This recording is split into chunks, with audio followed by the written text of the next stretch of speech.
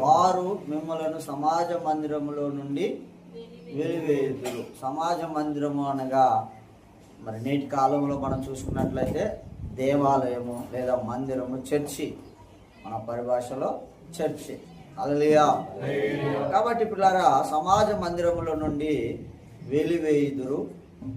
మిమ్మును చంపు ప్రతి వాడు తాను దేవునికి సేవ చేయుచున్నానని చెప్పుకుని కాలము వచ్చుచున్నది. మిమ్మల్ని చంపే ప్రతి వాడు కూడా దేవునికి సేవ చేస్తున్నామని చెప్పుకునే కాలం ఒకటి వస్తుంది. అలాంటి కాలం వచ్చినప్పుడు మీరు అభ్యంతర పడకుండా ఉండాలని ముందుగానే మీకు చెప్తున్నాను అని యోహాను పలుకుతున్నాడు. హల్లెలూయా.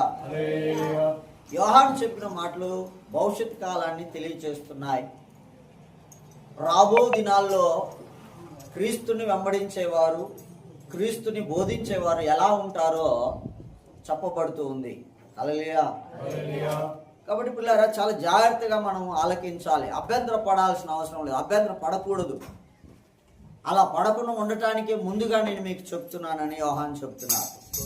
మన కాలం గమనించినప్పుడు పిల్లారా, ప్రారంభంలో ఉన్న భక్తి, ప్రారంభంలో ఉన్న ఆసక్తి, ప్రారంభంలో ఉన్న క్రమం, ప్రారంభంలో ఉన్న ఆరాటం, ప్రారంభంలో ఉన్న విధి విధానాలు, ప్రేమ, ఆప్యాయతలు, ఇవన్నీ కూడా మనం పరిశీలించినట్లయితే చాలా మెండుగా కనబడతాయి. ఎంతగా అంటే క్రీస్తు కొరకు చనిపోవటానికి సిద్ధపడిన మనసు కనబడుతుంది.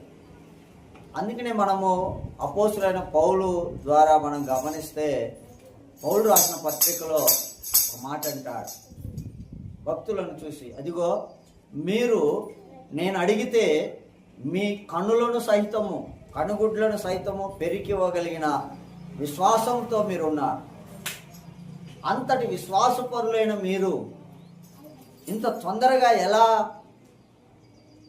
భ్రమపడిపోయారు, ఎలా వైదొలిగిపోయారు?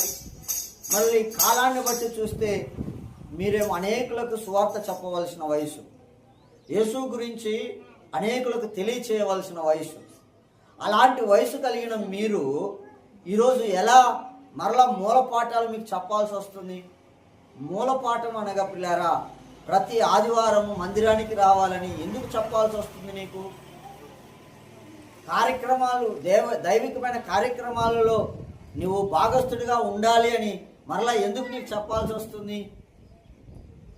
క్రమముగా మందిరానికి రావాలని ఎందుకు నీకు చెప్పాల్సి వస్తుంది?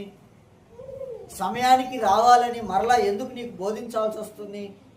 మూలపాఠాలు